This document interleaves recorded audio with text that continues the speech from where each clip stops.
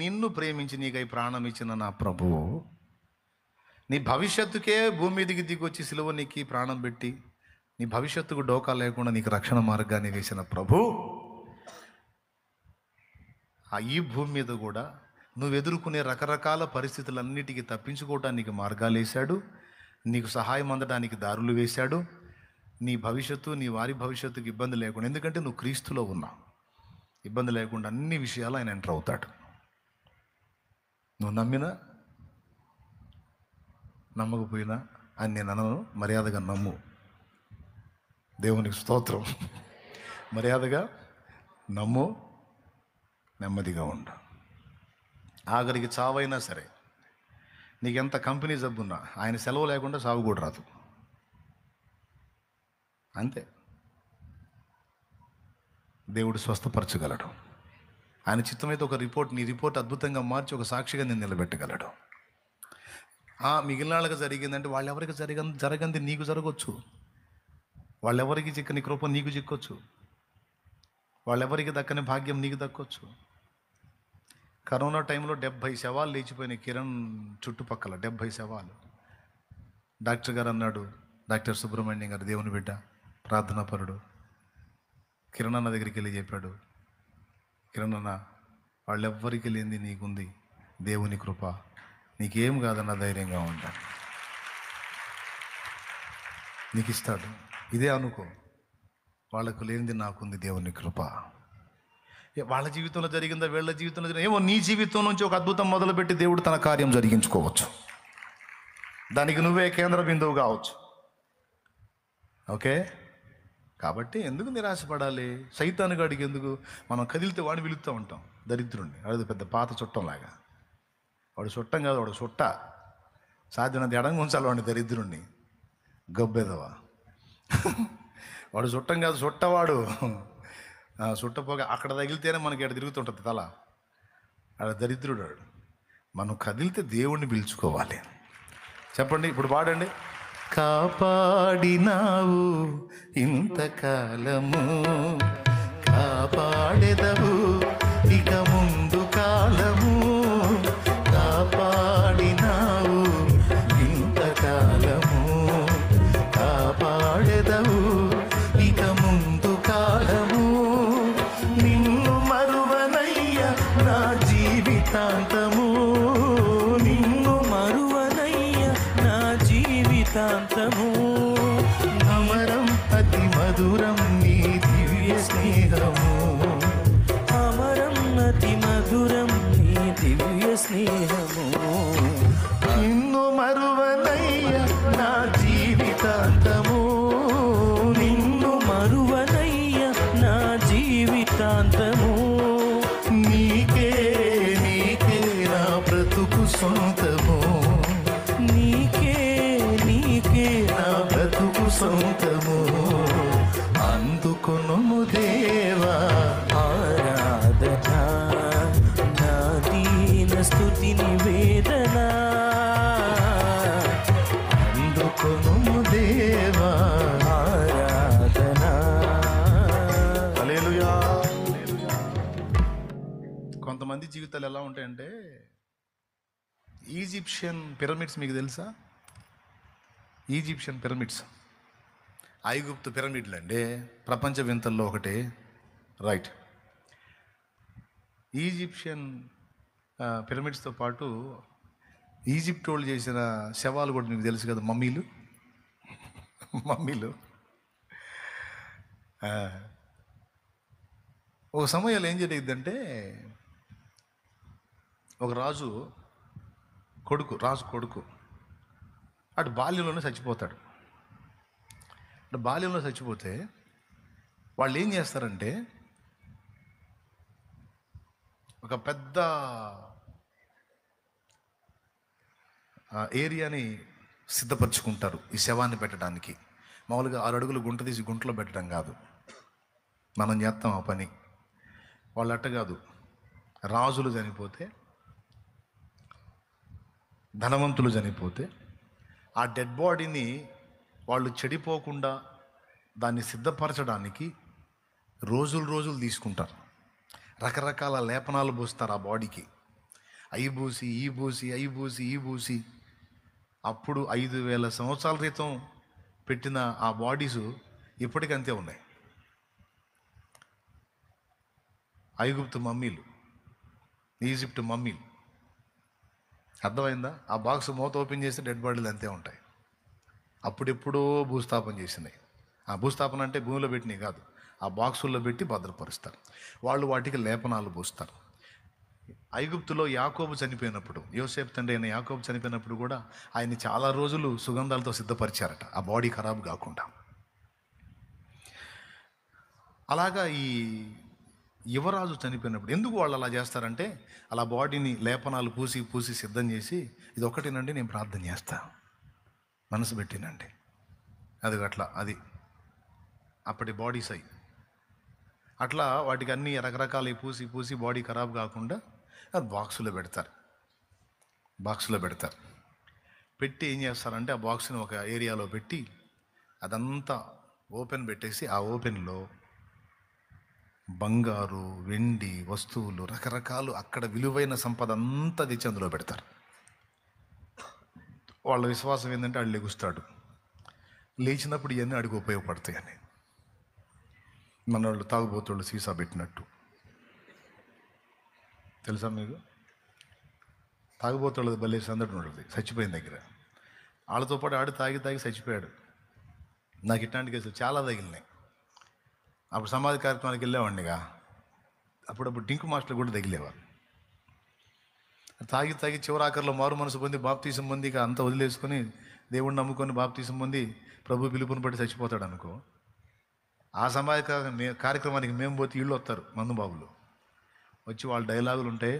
రే లేరా, రే ఇదిగో quarter full, లేరా లేరా అని లేపుతున్నాడు. లేవడు పొరపాటున వాడు లేస్తే ఇది తాగిందంతా దిగిద్ది. సరే, అది వేరే సంగతి. చచ్చిపోయి ఆ సమాధికి వెళ్ళేటప్పుడు గుంట తీసి బాడీని అందులో పెట్టేటప్పుడు వాడు అంటాడు, రే తెచ్చావా తెచ్చారా, పెట్టురా, తలాపును పెట్టు, ఈ పక్క ఒకటి పెట్టు, ఎందుకంటే మధ్యలో వాళ్ళు లేచి ఎప్పుడన్నా తాగాలనిపించినప్పుడు తాగుతాడని. దానివల్లే చచ్చిపోయింది. అర్థమైందా? 70-80 ఏళ్ళు బతకాల్సినోడు ఇప్పుడు 30-40కి పోయాడు దానివల్లే. అయినా సరే ఆడు మధ్యలో లేచి తాగాలని, ఆడి శ్వాసం చూడు. మరి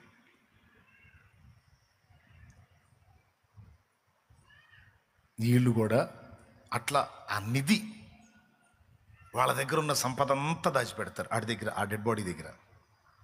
నీకు దాన్ని ప్యాక్ చేసి పడేస్తారు. అట్లాంటి నిధి కోసం ఈ పురావస్తు తవ్వకాలు జరుపుతారు. అలాంటి శాస్త్రవేత్త కూడా తవ్వకం జరిపాడు.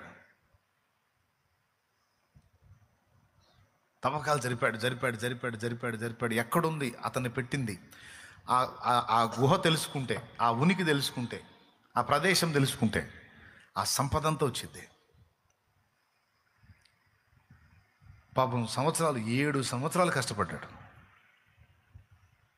7 సంవత్సరాలు కష్టపడి తవ్వి దొరకలా. చివరికి ఆపేశాడు. తను యంగ్స్టర్గా ఉన్నప్పుడు ఆ పని చేశాడు.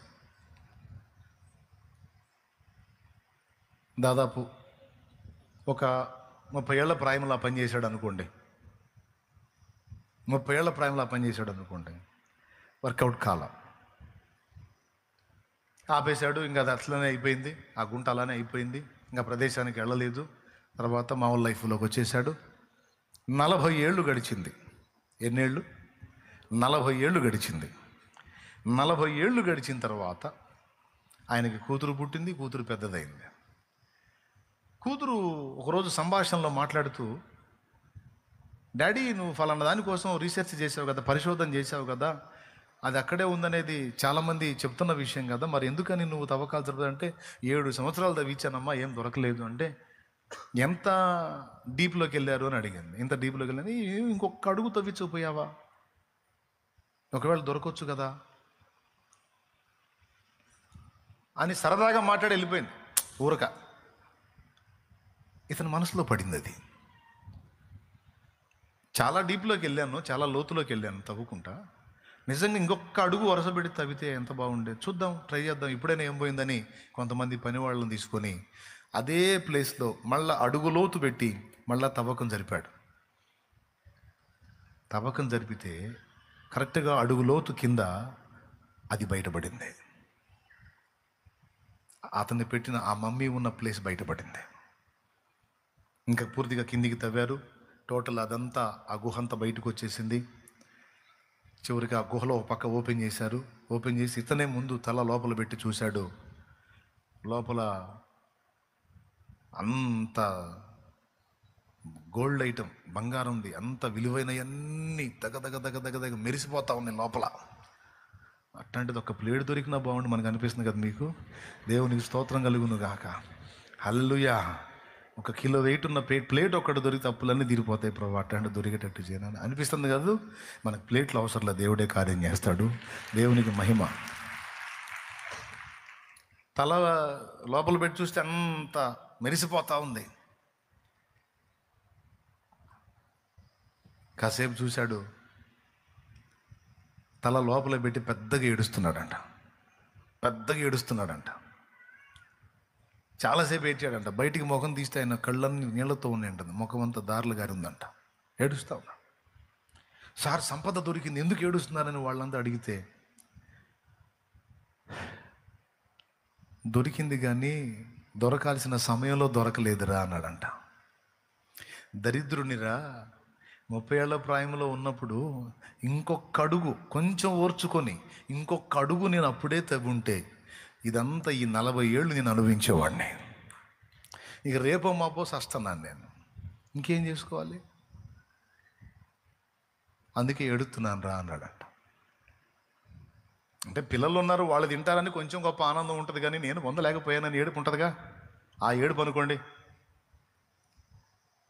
కొంతమంది సైకాలజీ ఎలా ఉంటుందంటే, ఇంతసేపు ఓర్చుకొని తీరా దేవుడు మలుపు తిప్పబోయేటప్పుడు వీళ్ళు వేరే స్టెప్ తీసుకుంటారు. అర్థమైందా? చాలా కాలం నిరీక్షించి దేవుడు ఒక అద్భుతమైన మలుపు తీసుకోబోతున్న టైంలో వీళ్ళు వేరే స్టెప్ తీసుకుంటారు. ప్రాణాలు తీసుకోవటమో, లేకపోతే ఇంకొక టైపుకి దిగజారిపోవటమో, ఇంకొక దానికి ఇదైపోవటమో, ఇంకొక తప్పు మార్గానికి వెళ్ళిపోవటమో, ఏదో ఒకటి రాంగ్ స్టెప్ తీసుకుంటారు. నేను ఈ మాట మీకు ఎందుకు చెప్పానంటే, కాలాలు సమయాలు దేవుడు తన స్వాధీనంలో తీసుకొని ఉన్నాడు.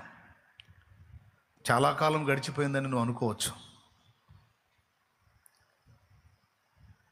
గడిచిపోయిన కాలాన్ని నువ్వు తేకపోవచ్చు, కానీ ముందున్న కాలాన్ని పొడిగించి నువ్వు ఆశించిన దానికంటే శ్రేష్టమైనటువంటి స్థితిని నీకు ఇవ్వగల సమర్థుడు దేవుడు. ఒకవేళ నేను అలా ఇవ్వను అని దేవుడు నీతో మాట్లాడితే అప్పుడు నువ్వు ఏ స్టెప్ అయినా తీసుకో. నీకు ఎప్పుడన్నా చెప్పాడా, నీ బతుకింతే, ఇది మారదు, దీన్ని మార్చడం నా చేత కాదు, నీ కర్మ ఇంత కాలాల్సిందే, నువ్వు ఇట్ట చావాల్సిందే అని నీకు ఎప్పుడన్నా ఫోన్ చేశాడా?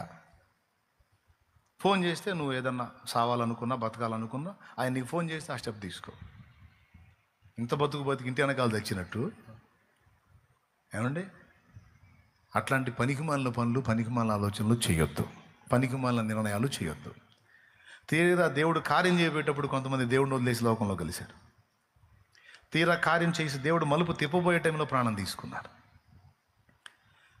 తీరా దేవుడు కార్యం చేయబోయేటప్పుడు దాన్ని వదిలేసి వెళ్ళిపోయారు. సేవకులు కూడా కొంతమంది అట్లనే తేడా పడ్డారు. అందరికీ చెప్తున్న ప్రేమతో, జాగ్రత్త. దేవుడు ఏ రోజున ఏ మలుపు తిప్పుతాడో నీకు తెలియదు.